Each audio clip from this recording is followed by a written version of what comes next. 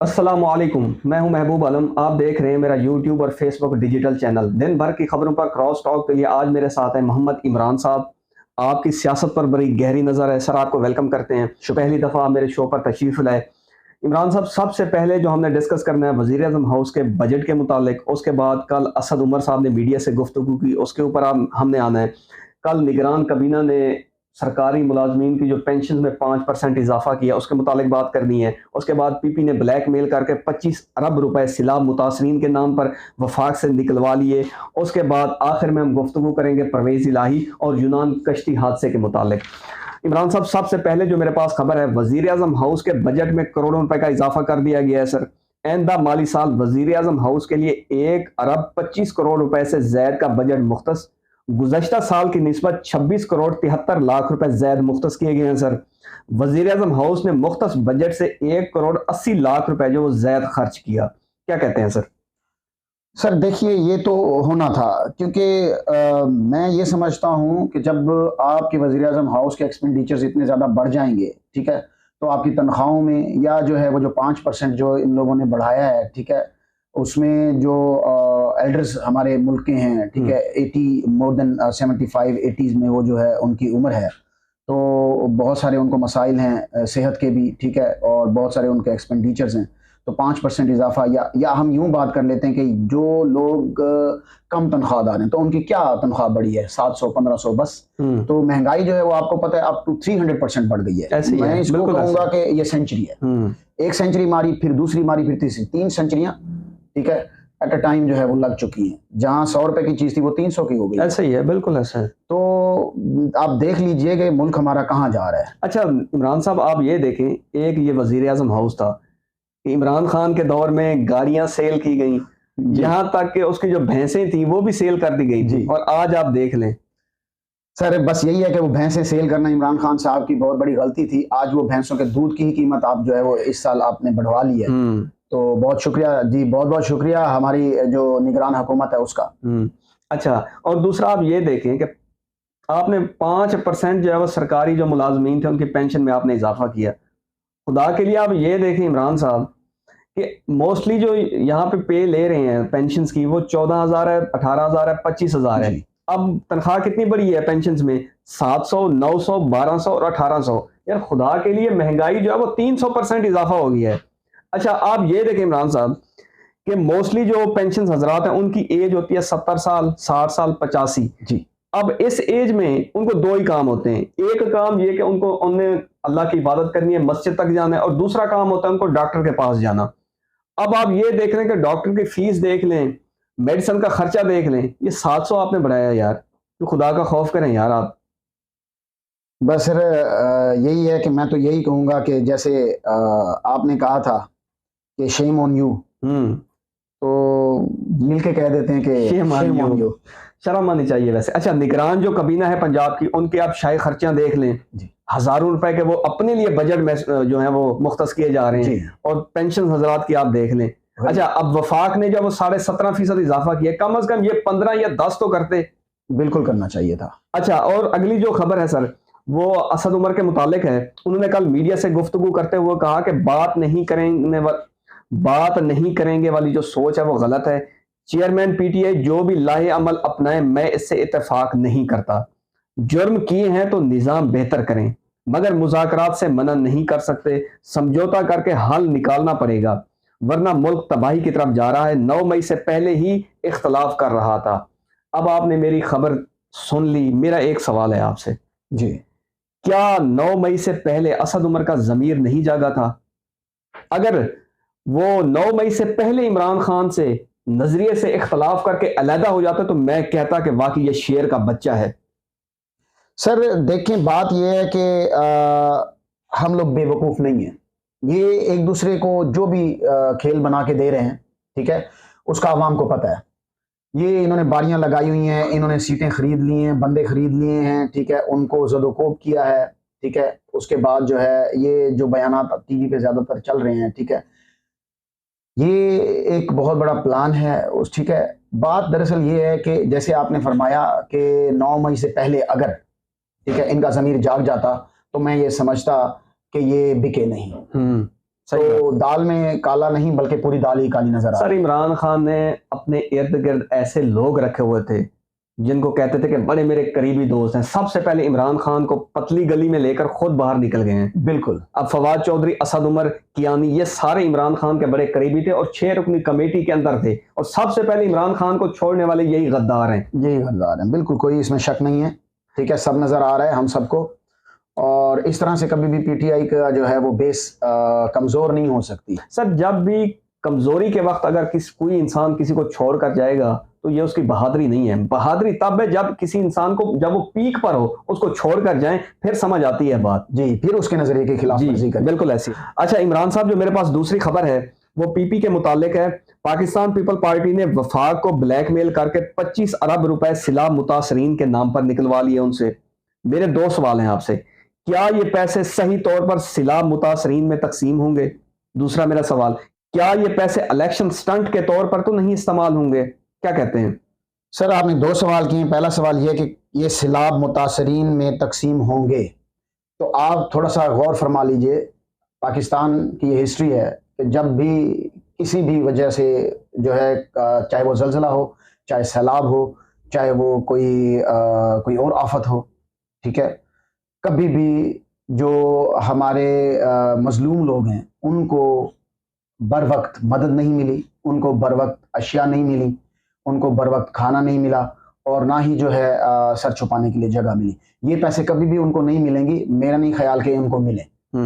दूसरा आपका सवाल था कि क्या ये जो है पैसे जो है ये इलेक्शन स्टंट के तौर पर तो इस्तेमाल नहीं करेंगे। ये इलेक्शन स्टंट के तौर पर इस्तेमाल हो चुके हैं।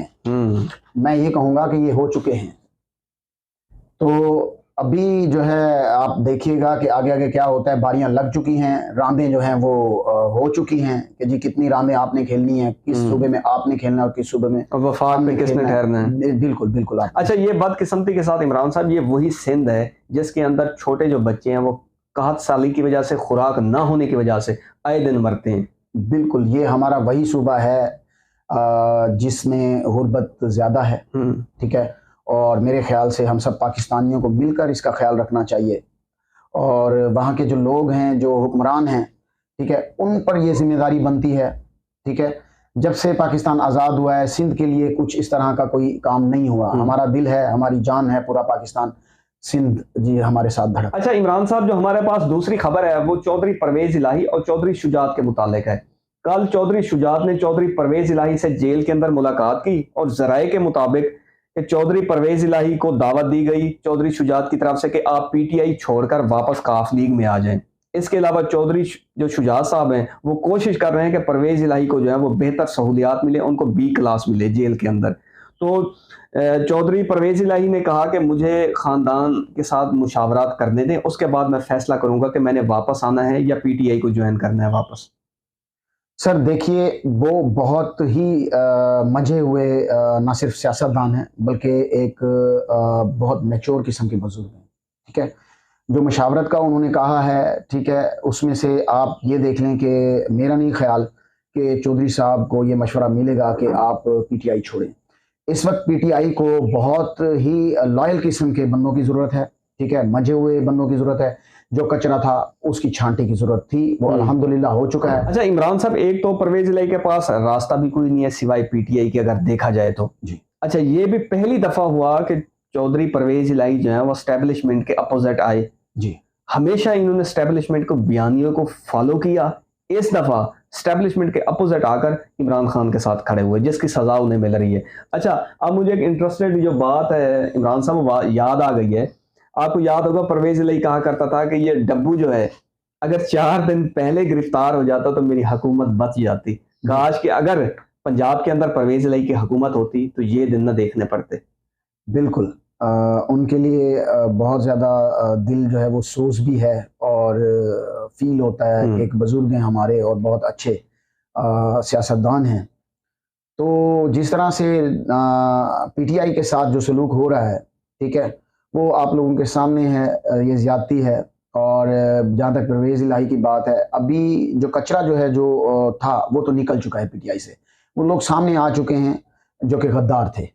अब जो है जो जो जो सिंसियर हैं, जो लॉयल हैं, ठीक है, वो पीटीआई के साथ रुकेंगे और वही पीटीआई का मुस्तकबिल होंगे। इंशाअल्लाह ताला उल अजीज पाकिस्तान आगे बढ़ेगा। अच्छा इमरान साहब, कुछ दिन पहले चौधरी परवेज इलाही ने मीडिया से गुफ्तगू की जब वो रिमांड के लिए आए हुए थे, तो उनका कहना था कि जो मुझे जेल के अंदर कमरा दिया गया वो 6 बाई 6 का छोटा सा कमरा है, मैं टांगे भी नहीं फैला सकता, हार्ट पेशेंट हूँ, मुझे टाइम पर मेडिसिन नहीं दी जा रही, और दूसरा मुझे जो खुराक है वो सही तरीके से नहीं दी जा रही, लोड शेडिंग का वो बता रहे थे कि बहुत ज़्यादा मसला है। इमरान साहब, मेरा यहाँ से एक सवाल है कि सियासत के अंदर ये इंतकामी जो सियासत है ये कब ख़त्म होगी? अच्छा इमरान साहब, आपको ये बात नहीं भूलनी चाहिए कि चौधरी परवेज इलाही वो शख्स है जिसने पाकिस्तान को ऐसा मंसूबा दिया जो शायद ही किसी मुल्क में हो। मैं 1122 की बात कर रहा हूँ जी।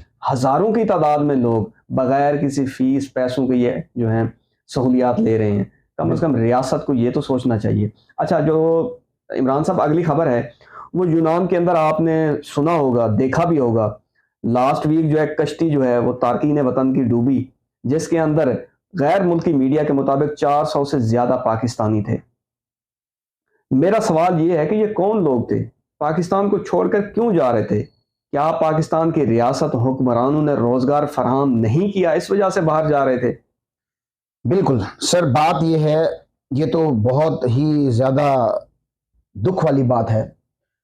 इससे ये जो सानिया जो हुआ है, ये जो हादसा हुआ है, हमारे मुल्क में क्या नहीं है। ये रोजगार के लिए जा रहे थे, बिल्कुल, ये अपनी बहनों के लिए जा रहे थे, अपनी माओं के लिए जा रहे थे, अपने वालिद के लिए जा रहे थे, और न जाने क्या इनकी मजबूरियां होंगी, क्या ख्वाब होंगे जो इन्होंने देखे थे। अल्लाह ताला जो है इनको जन्नत में जगह दे, आमीन आमीन। तो मैं अब ये देखें कि यहाँ पे बेरोजगारी का जहाँ तक सवाल है, अब बात बेरोजगारी से भी बढ़ चुकी है। हम लोग इतने परेशान हो चुके हैं कि हम अपने बच्चों को फ्यूचर देने के लिए भी इवन के उनको तालीम देने के लिए हम सोचते हैं कि उनको तालीम दें तो क्यों कर दें, क्या वो हमारी तरह डिग्रीज लेकर जॉबलेस रहेंगे?